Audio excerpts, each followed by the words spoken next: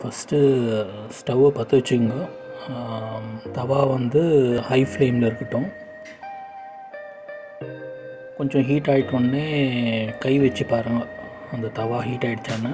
அதுக்கப்புறமா கடையிலேருந்து வாங்கின மாவு ஐடி மாவா இல்லைனா தாயார் மாவா அதை எடுத்து ஒரு பாத்திரத்தில் போட்டு இந்த மாதிரி எடுத்து அந்த தவாவில் 2 கரண்டி போட்டு then you have to rotate பண்ணணும்.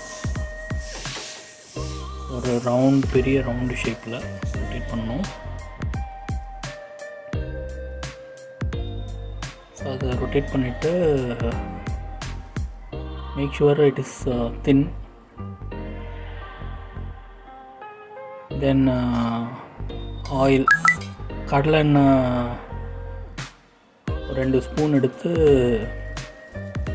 You have to put all around dosa.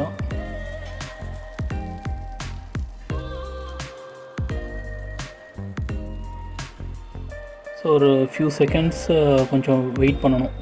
So அது ப்ரௌன்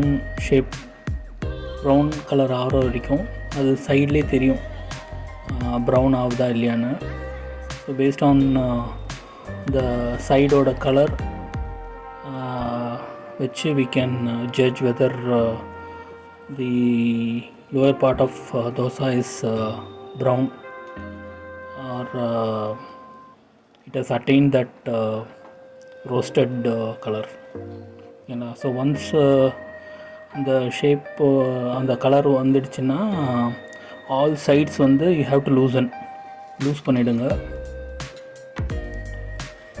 லூஸ் பண்ணிட்ட உடனே you turn around dosa on to the other side.